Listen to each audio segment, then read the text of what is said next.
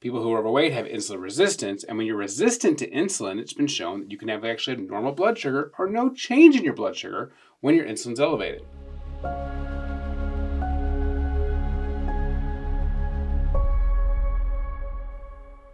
Welcome back to Fasting, Food, and Faith. I'm Brianne Sims, RN. I'm Dr. Sam Sims, nurse anesthesiologist. And today we're talking about the insulin index. And why does it matter? Well, let's just dive right in. What is the insulin index? Well, it's something that matters. Imagine that. There we go. All foods increase your insulin. Okay? A small amount or a lot? Or a lot. And so if you eat food, your insulin's going to go up in response. A lot of people worry about their blood sugar, and that is a carbohydrate. You know, that tends to be carbohydrate. So if you use people a lot of blood sugar monitors, if your blood sugar is up, your insulin's also up. But you can eat a steak and your blood sugar may not change, but your insulin also could be up. Mm-hmm. Well, people say, well, no, that can't be true because if your insulin's elevated, then your blood sugar will go down. And that may be the case in people who don't have insulin resistance. People who are overweight have insulin resistance, and when you're resistant to insulin, it's been shown that you can have actually have normal blood sugar or no change in your blood sugar when your insulin's elevated. So, which is interesting. It is interesting. So, if you didn't have any insulin resistance, then yeah, your blood sugar would drop. But your blood sugar can actually stay absolutely the same. You can have hyperinsulinemia and have normal blood sugar. Normal blood glucose can be absolutely normal. And so then you have to say, okay, well, what's the issue with that? When your insulin is elevated, it's telling your body to use glucose as energy and to store fat. So we have to look at what elevates our insulin. Right, because we care about what elevates our insulin. Right. Because it can also tell your body to store fat. And right. Most people don't want that. Right. So it's an indirect measurement. Blood sugars are indirect measurement of insulin. If your blood sugar's up, your insulin's up. But if your blood sugar is normal and you're insulin resistant, doesn't mean your insulin's not up. Right. So there's this thing called the cephalic response. And that is a brain response. The cephalic response is when you taste something sweet, your body thinks, hey, I'm going to get something sweet. I'm going to increase my insulin before it even gets to the stomach. And so your insulin goes up, and when your insulin's up, it's telling your body to store fat. The other thing is it does is people who are more insulin resistant, it tells their kidneys to store or retain sodium, therefore retain water. And it will tell it to retain water for 2 hours. 16 ounces of water is a pound. Yep. So if you tell your body to retain water for 2 hours and you drink 16 ounces an hour, then you've gained 2 pounds. So let's say you take a mini Twix bar, right? 50 calories, it's all sugar, your insulin goes up. You eat that, the next day your scale might be up 2 pounds, and you'd be like, I only have 50 calories. How's my weight up? Because it's just water. Your body told you to store it. Right, because you had the sugar that increased your insulin. Right. Told your body to increase your right. fluid retention. Yeah, basically. You maintain the salt. But if you had 50 calories of nuts, your insulin wouldn't go up very much, and your body wouldn't have retained the salt. In fact, if you have 50 calories of bacon, you actually would do it up. And bacon's salty. Right, exactly. So here's the thing, like most people blame water retention on salt. But it's actually the sugar. So it's like, and I've heard other people say, like, don't blame salt for what sugar did. Right. You know, and I'm like, yeah, that's so accurate. So your insulin's up, okay? So now that gets to the point where if you taste something sweet, then it gets to artificial sweeteners like xylitol and allulose. Those all actually will increase your insulin, right? And they've tested it. Allulose actually increases your insulin more than regular sugar. Yeah, which is just like, whoa. So your insulin's elevated, but your blood sugar didn't change, so you're fine, right? No, you're not. Your insulin's elevated even longer, so you tell your body to store fat and retain water even longer with those things. So artificial sweeteners have actually shown to increase metabolic syndrome. Metabolic syndrome is one of the causes, at least to diabetes, right? And artificial sweeteners are actually worse than regular sugar. And what do they tell diabetics to eat? Oh, artificial sweetener. Equal, yeah. Yeah, which is and because your blood sugar doesn't go up. Well, your blood sugar doesn't go up, so it's fine. Because there's no easy way to test your insulin index. That's what we need to look. Insulin index thing. Is your insulin going up or just your blood sugar? Because your blood sugar won't go up a steak, but it will go up. Your insulin will. Right. So it's super interesting. Yeah, and another interesting thing about the insulin index is they made it's 1 to 100. Okay, they made a scale, and they made glucose 100. Mm-hmm. Okay. And then like fat is basically like almost nothing, like 0, like bacon is like 8, and avocados are low and nuts are low. So you can have anything that's high in fat and a little bit of protein, those things are lower. So basically keep it below 25 because that's about where an egg's at. An egg and whole milk, heavy cream. Right, which is where I'd like to point out, like that's where the fasting fuel ranges, like way down there. Right. Things that are very high in fat. Right, high in fat, protein. Yeah, that's where the fasting fuels are. Basically 0 carbs. Yeah, 0 carbs, and anything that aren't going to make your insulin elevate. Exactly. But jelly beans are higher than glucose, and so are actually grape nuts, ironically. But what do they have in them? High fructose corn syrup. Jelly beans are made of high fructose corn syrup. So high fructose corn syrup has a higher insulin index than sugar. Which is just like, what? Right? Yeah. Yeah. So all sugars and all sweeteners are not the same. No, they are not. The other thing they found is people who drink Diet Coke or diet drinks, they'll have artificial sweeteners in them. Okay? So your body will you'll drink a Diet Coke. Well, my blood sugar didn't go up, so I must be fine, right? Except what they'll do is their body will overeat, not their body, but they will overeat the next meal the calories that their body thought they were going to get. Right, with the Diet Coke. Diet Coke. It says, okay, I thought I was going to get, 180 calories or 500 calories or how much, if I would have had a regular Coke, I spiked my insulin based on this sweetener that I tasted and I didn't get it. So when they eat their next meal, they'll overeat the amount. Right, the amount of calories that they would have gotten with the sweetener. So the artificial sweeteners are pretty dangerous. They're not good for you. Yeah, they don't help you lose weight because you just overeat the next meal. Right, exactly. And I want to go back to what you were saying about the cephalic response because this is important for fasting. So if you taste something that is sweet, like let's say you're fasting and you decide to drink, one of those flavored waters and you didn't check the ingredients and it has one of the artificial sweeteners in it. As soon as you taste that sugar, you're going to be like, oh no, I drink something super sweet because it triggers that cephalic response for most people. Yep. Which causes you to be hungry. Like immediately hungry. Immediately hungry. As soon as you taste that sweetness, you are going to be so hungry. Your body's just going to be like, oh, sugar, we want that because we've been fasting.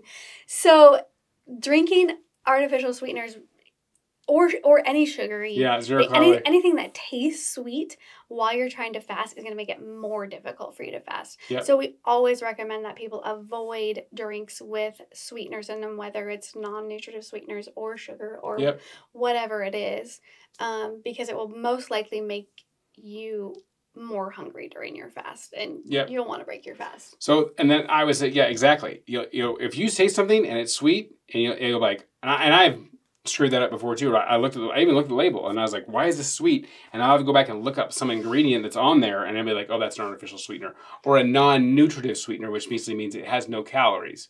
Just because it has no calories doesn't mean it doesn't have a physical response in your body. Right. And the insulin index shows that it has a physical response in your body. Exactly. Yeah. So all of those cheap artificial sweeteners are not doing your body any good. Right. The same thing would be with like artificial sweeteners or non-nutritive sweeteners when you're actually eating food. It will make you hungry. Your body's like, my blood sugar didn't go up, so I'm going to eat more food now.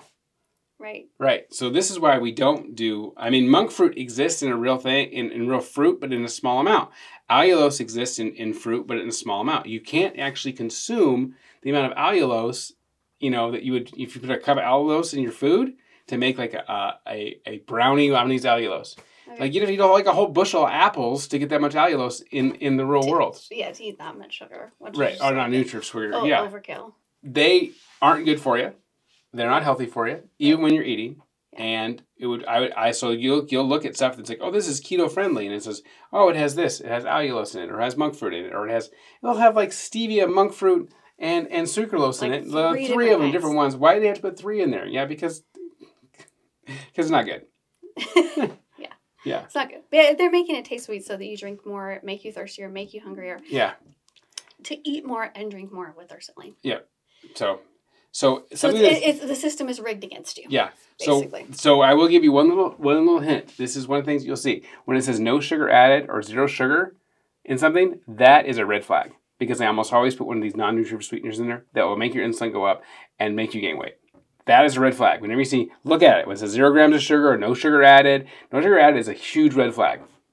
It is. Yeah. You gotta check the ingredients. Yeah. So if you want real sugar, you want something real that's good, have honey. Now, honey can also make your insulin go up. Raw honey, but it has so many nutrients in it. It's actually a nutrient-rich food that people show that it's actually better for you than regular sugar. Right. It's actually beneficial for your health. Yeah. As long as you don't overeat it. Right. Okay? Not just overeat anything. Don't be eating cups full of honey. But 1 cup of honey. I'm on a diet. This is so healthy.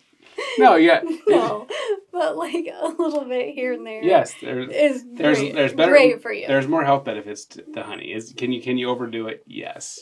As with anything. Yes. So just keep that in mind. But that is the best. If you're gonna choose a sweetener for something, raw honey is the best. Yep. One. Put in your coffee, drizzle on your cornbread, whatever it is. Raw it's honey. a food that God created, and it's natural. Oh, there you go. Dun, dun, dun. And he says, "Don't overeat it." In Proverbs. Yes. So there you go. Yes. It gives you like a warning. Yes, you can have it. The land of milk and honey. Yeah. I do also want to say, though, there are a few caveats to the sweetener thing.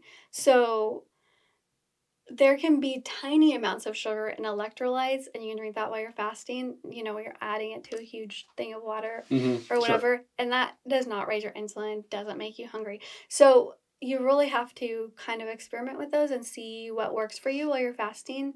I cannot drink coffee while I'm fasting because it raises my insulin and makes me immediately hungry, and I will crash with that. So I do not drink coffee most of the time. So, but other people, like Sam, doesn't raise his insulin. He drinks it every day while he's fasting, which is fine. So there's always a few different things. Like we know one person who chews sugar-free gum because it helps him fast. I would not recommend doing that, but it doesn't make him hungry and it helps him get through his fast. So what are you going to do? Yeah, if it doesn't make you hungry, then it's fine. There are a few caveats to that. So, but just be aware of what you're doing and realize that if you're going to experiment with something like that while you're fasting, you might end up breaking your fast because it might make you really hungry. Yeah, and so certain fasting fuels will work during certain days and other days they won't. And so I like to add... you can do fruit infused water. One of my favorites is actually strawberry and basil. And that has almost no calories in it but if you drink it slowly, you'll be fine. A lot of times they put sweeteners in electrolyte packs because it can help you absorb the electrolytes a little faster. That's what the research shows. But you don't really need to worry about that unless you're like starving or you're trying to rehydrate somebody who's like crashing. That's what that's for. So you actually don't need the ones with sweeteners in them at all. But you know, sometimes just depends on what's available. Say you want to flavor your water. You know, it's like I'm sick of drinking water. I want to flavor my water. Then you can pretty much take a tablespoon of any juice. That's going to get you about 7 calories. Okay, and put that in your drink. 32 ounces of water, tablespoon juice, boom, fine. Yeah. Flavored water. Flavored water. Super simple. Yeah, super simple. Sip on it. If that particular juice makes you super thirsty that day or makes you super hungry, like I take one sip of that and I got hungrier, then that's not a good fasting fuel for you. Dump it out. You only add a tablespoon, fill it up with the water, drink something else. Yeah. Like we had watermelon juice the other day from our garden. You know, I put 1 tablespoon in it. Put 1 tablespoon in a 32 ounce cup. 1 tablespoon. I actually add a little salt because I like salt in my watermelon. Sea salt is really good in water. For fasting fuel when you're fasting. Yeah, sea salt. People chew on sea salt. But I added a little bit of watermelon and drank it, and then I gave you some. What'd you think of it? Yeah, it was amazing. Yeah. And, you know, it's real watermelon juice fresh from the watermelon, so it's a real whole food that God created. Yeah. Nothing artificial. And so, yeah, it tasted amazing in my water. I loved drinking my water that day, and it was helpful for me to keep fasting. Yep. So recognize the things that raise your insulin. Recognize artificial sweeteners do raise your insulin. And just because your blood sugar doesn't change doesn't mean your insulin isn't elevated. And when your insulin is elevated, you're storing water, you're storing sodium, therefore storing water, and also in your body store fat. Which is another reason why, you know, a lot of people say don't eat your food right before you go to bed. Because if you're raising your insulin really high, you're eating a bunch of desserts or sweets, right? Let's say you have a bowl of ice cream every night or cereal or whatever. So you're raising your insulin and then you're going to sleep. Sedentary. Yeah, and you're being sedentary, so you're basically sleeping and telling your body to store fat. Sure. So a lot of the ways that people mitigate that, eating dinner in the evenings or eating dinner late, is that they get physical exercise after they eat before they go to bed. Or they just eat earlier in the evening. Yeah. Especially if you're wanting weight loss results. But it can be a really good thing to just go for a walk after dinner, which some people are great with and some people are not. So if you're not going to go for a walk after your dinner, especially if you want to have some sweets and stuff, then eat earlier. Yeah, you should have a stop eating time unless you're celebrating. Mine's 8 o'clock. Brianne's, I think, it's 7. Yeah. We have different stop eating times based on when we go to bed. Mine's 8 o'clock. And if I was celebrating something, I'll eat past that. If I'm not celebrating, that's my stop time. And ideally, your biggest meal should be breakfast and your smallest meal should be dinner. But I'm also not going to do that either because that's not the diet. That's not how we live. The American diet, usually, typically, dinner is our biggest meal. Right. And you have more time to prepare it. You're at the end of the day. We might be making food together. That's one of our things. And so I'm going to typically have, fast breakfast and lunch, and then enjoy dinner. Yeah, and enjoy dinner. Fast breakfast and lunch, and then have, and a little appetizer while we're making dinner, and maybe like a dessert. You know what I mean? And I might go past 8 o'clock. I'm going to live my real life, and I'm not going to go for a walk afterwards 99% of the time, even though I know I should. I just don't want to. I want to. I know. So 1% of the time we will. Anyway, yeah. So anyway. And it's really nice. Well, that except 1% when it's like so nice. negative 30 degrees Yeah, outside. no, I think we go for a walk. We go a little more often than that, but for the most part, That's right. Okay, 99% of the time I don't want to. Doesn't mean 99% of the time I don't go. Yeah. Yeah. That's true. Yeah. Sometimes you put up with me and go for a walk. Sometimes we go for a walk. And it is good. And I feel better afterwards. I just don't want to do it the next day. It helps with digestion. I know. It's great. It's great. better. It's It great. helps a lot of things. But I know it's right. yeah. I just don't always do sometimes it. we just don't. I'm not going to tell you to do something I don't do. Yeah. You know what I mean? I mean, you could do it, but... Yeah. You could.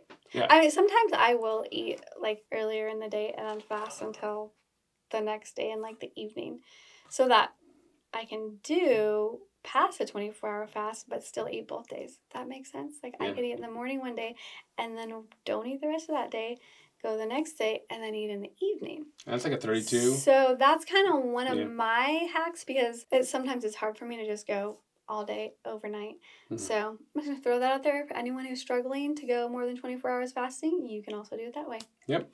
There's no rules. It's individualized, whatever you need to do. Yes, individualized fasting. Yep. Whatever you need. So yeah. That's it. That's why the insulin index matters. It really does. Yep. Hopefully you learned something in this episode. And if you did, share it with a friend or family member. We would love that. Go fast and be blessed. Happy fasting.